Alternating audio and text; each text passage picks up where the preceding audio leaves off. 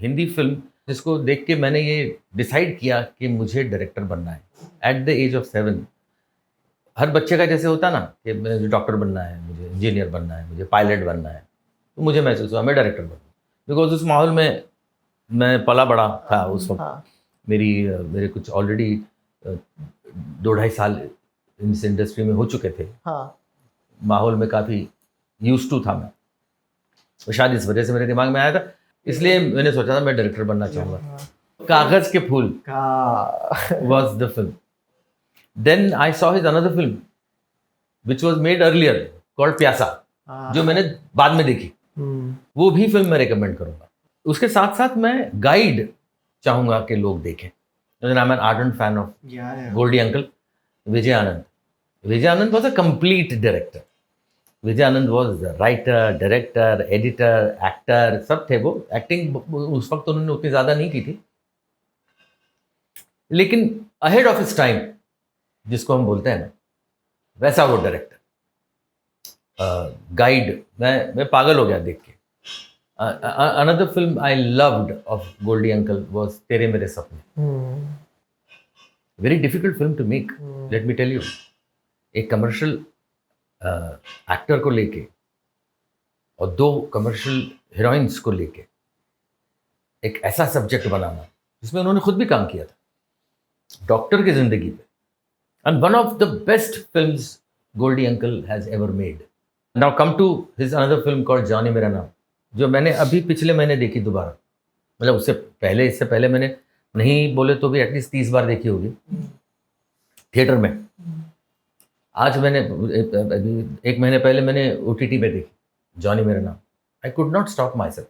The story telling, the dialogue, the editing, क्या बात है, क्या बात। Another film people should see, again I am talking about Goldie uncle, let me tell you, is Teesri Manzil. People should watch Teesri Manzil. Another fabulous comedy was made years back called प्यार किए जा। Have you seen प्यार किए जा? Mahmood sahab, Kishore da, Shashi uncle, Om Prakash ji, what a film. On a serious note, people should see Seema, made by अमिया चक्रवर्ती। बलराज जी थे film में, नूतन aunty थी film में प्लेइंग द मेन रोल। क्या फिल्म बनाई है सर, टेक्स्ट बुक जिसको बोलते हैं ना, वैसी फिल्म। मदर इंडिया तो खैर is it's an epic. Mother India, Mughal Azam is an epic. उस वक्त तो फिल्में लोग पैशन से बनाते थे, मतलब रईसी जिसको बोलते हैं ना, उस तरह से फिल्में बनाते थे। महबूब साहब ने भी ऐसी ही फिल्में बनाई, आसिफ साहब ने भी मुगल आजम ऐसे पैशन से बनाई। खुद का घर डामाडोल लेकिन सेट आलिशान। उनके लिए फिल्म ज्यादा मायने रखती थी पर्सनल लाइफ से। मुगल आजम में एक सीक्वेंस था कि जब जोधा भाई को मालूम पड़ता है कि बेटा इतने सालों बाद वापस आ रहा है, तो हर पहर का मोती जो है वो रात भर जगी है क्योंकि सुबह सुबह बेटा आने वाला है, और वो कनीज जो है दासी, वो हर पहर का एक मोती लाके महारानी को देती है। तो वो अल्टीमेटली आके कहती है कि आज की रात का ये आखिरी पहर का ये मोती है, मतलब अभी सुबह होने वाली है।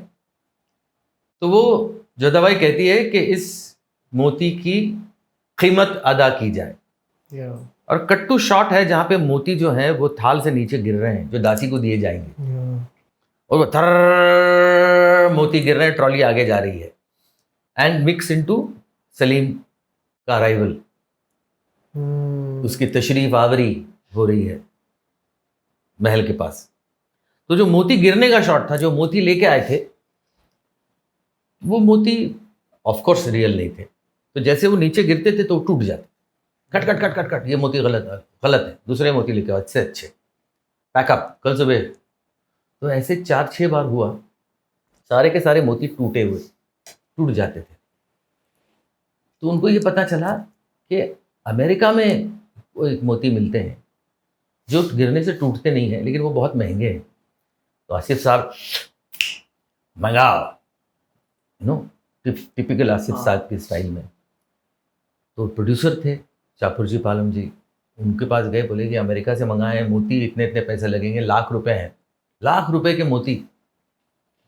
नहीं नहीं, बहुत पैसा खर्चा हुआ है फिल्म में, ₹1,00,000 के मोती, ₹1,00,000 क्या क्या बात कर रहे हैं, नहीं मिलेंगे मोती। आसिफ साहब को बोला तो आसिफ साहब ने कहा वो मोती आएंगे तो शूटिंग होगी। शूटिंग बंद, 1.5 महीना हुआ शूटिंग बंद, 2 महीने हो गए शूटिंग बंद। उसमें ईद आई। ईद में शाहपुर जी पालम जी अपने फैमिली के साथ आसिफ साहब को ईद मिलने गए। तो थाल में मिठाई, दूसरे थाल में पटाखे, कुछ बॉक्स में बच्चों के लिए, और एक थाल था जो कवर्ड था, तो खोला तो उसमें पैसे थे और ऊपर एक गिन्नी थी गोल्ड की। हाँ। तो क्या है, ₹1,00,000 हैं और गिन्नी है ईद के में। उन्होंने गिन्नी ली, लेके रखी, इस ₹1,00,000 के मोती ले आओ। घर की हालत ठीक नहीं, लेकिन उनको वो शॉट के लिए मोती चाहिए। वाओ। और शाहपुर जी पालम जी बोले कि यार आसिफ तुम नहीं सुधरोगे। वो पैसे भेज दिए गए, वो मोती लाए, फिर वो शॉट हुआ जो अभी भी फिल्म में है। वाओ। ऐसे तो लोग थे। इसको मैं पागलपन नहीं कहूँगा, हाँ। इसको मैं दीवानगी कहूँगा। ये कुछ अलग होता है साहब।